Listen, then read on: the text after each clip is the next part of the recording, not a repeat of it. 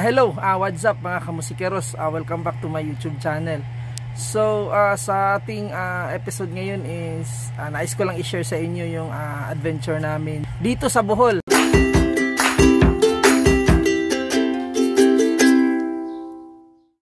Dumating kami dito sa Hagna mga around 6 AM at dito kami nag-base. So, ganito pala yung rules dito guys, no? So bawal talaga magdala ng pork o anumang karning baboy.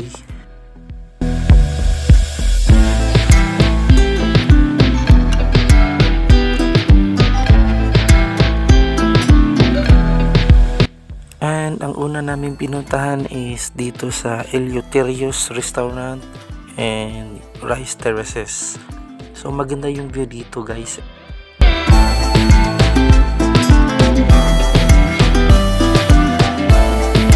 Ang lugar na ito is meron din siyang setup ng rice terraces. Kaya lang parang walang tanim yung palay dito guys. So ito yung nadat na namin.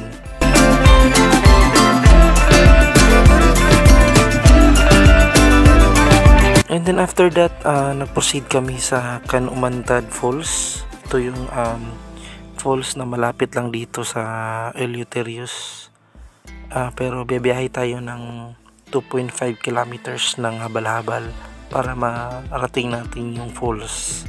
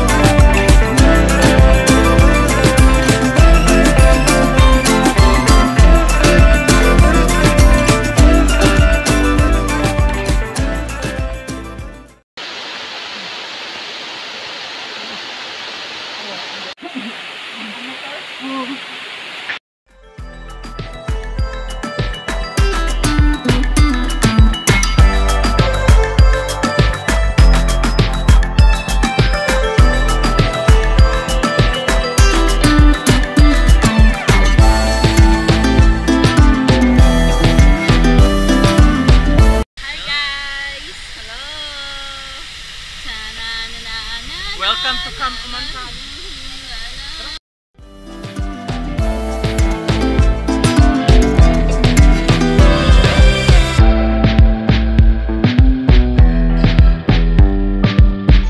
At yan guys, no, maganda yung falls.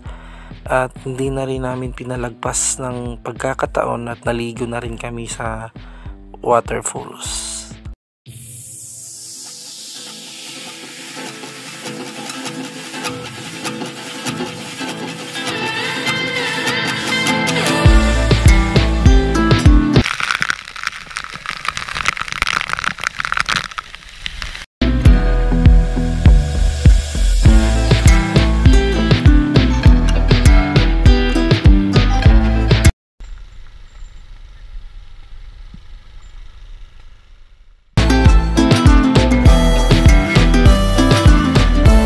Dito na rin kami nagtanghalian.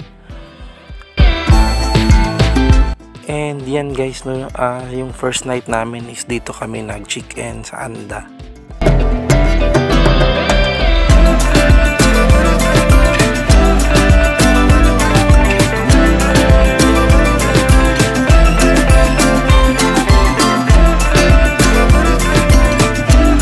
Sa halagang 3,500 pesos guys. So may enjoy na po yung place dito. So yung room, maganda yung room, and mayroon silang swimming pool at saka yung beach, no, i-recommend ko talaga na maliligo tayo sa beach dito sa ating accommodations.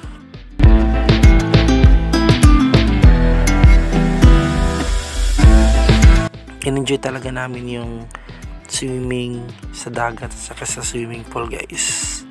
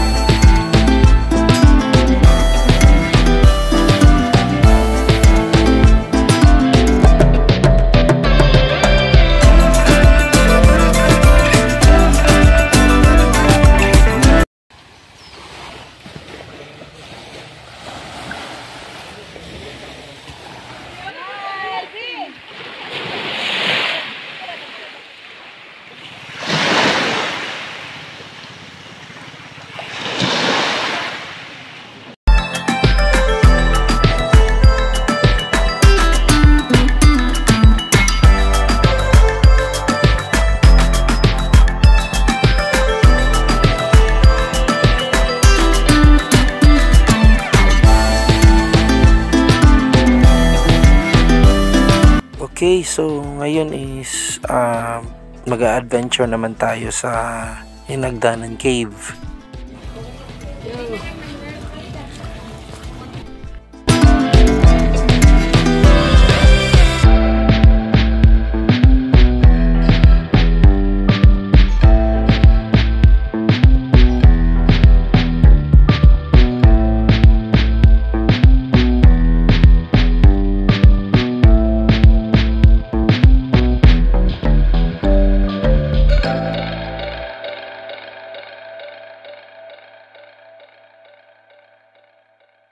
Okay, at this time guys, no, is pinuntahan din namin yung Hinagdanan Cave at binisita namin yung kuweba sa baba po ng ground, at pwede din kayong maligo doon sa kuweba guys, and hindi naman siya masyadong malaki yung kuweba.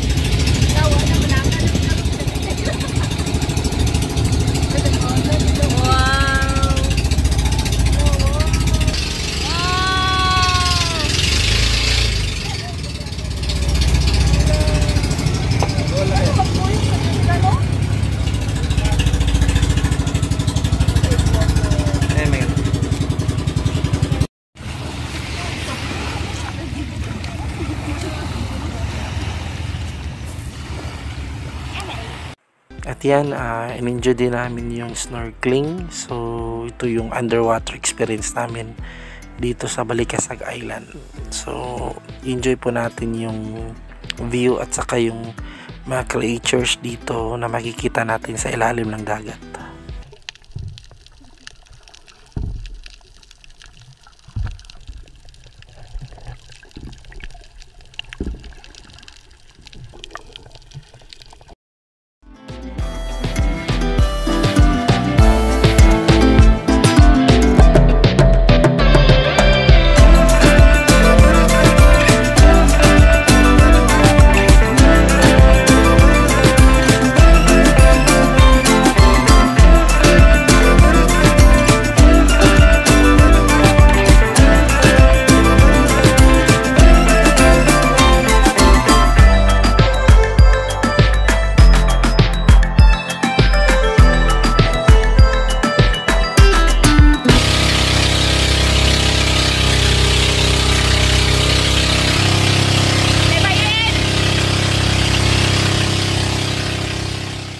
Hindi rin namin pinalagpas na bisitahin ulit ang Virgin Islands. So yung pagpunta namin dito is high tide, so meaning hindi natin makikita yung isla talaga.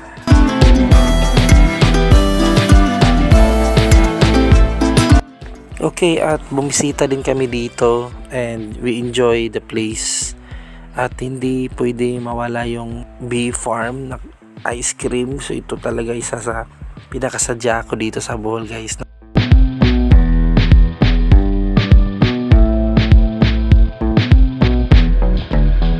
For the first time, ito yung horseback riding experience ng aking anak dito sa Bohol. So talagang nag-i-enjoy siya guys.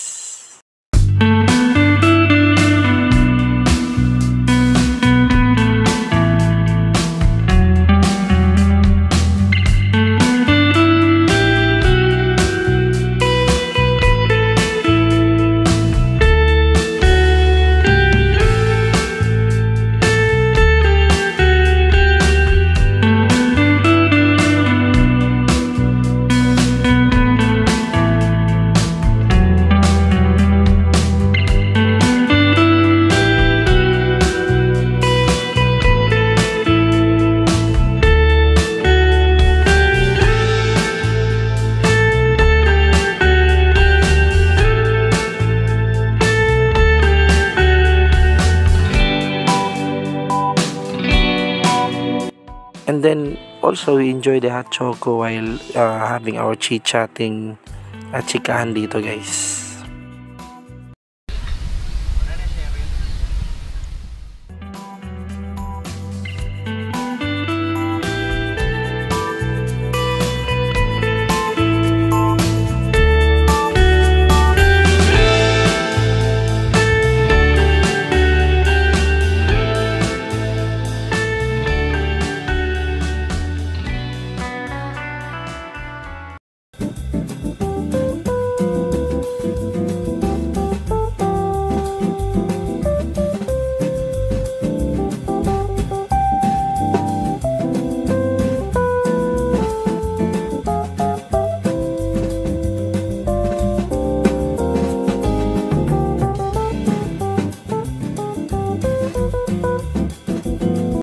Then ito yung pinaka main reason at saka main event sa pagpunta namin dito sa Bohol, guys. Ito yung 60th birthday ng mama ating namin. So she decided to celebrate his 60th birthday here sa place na saan siya pinanganak.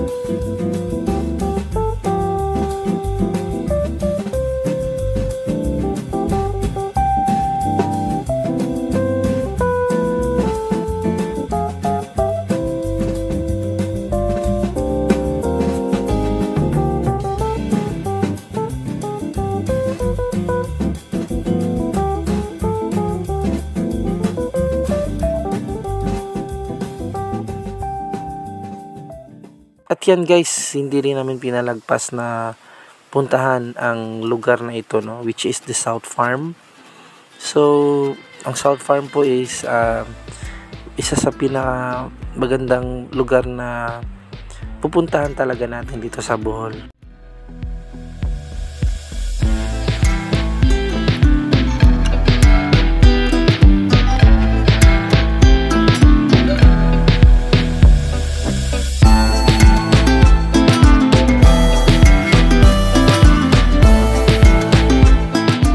So ayan, guys, no, dito na kami nag tanghalian. So since this is our last day, so kailangan namin isulit yung pagpunta namin dito, especially dito sa South Farm.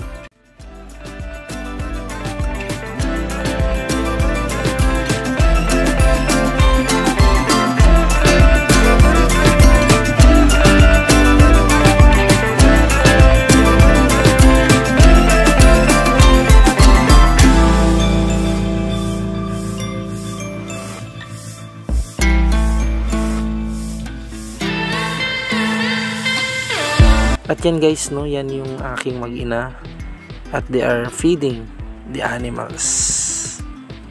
So feeding the rabbit and also feeding the guinea pig, feeding the goats.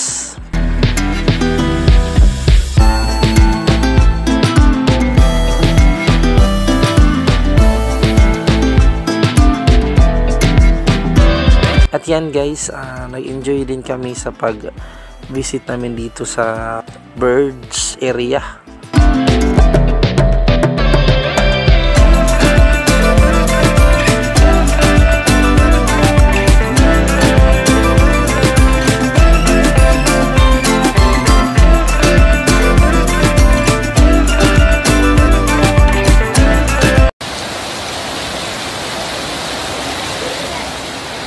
If the rain is heavy, so talagang masarap magkape. So yan, guys, magkape muna tayo.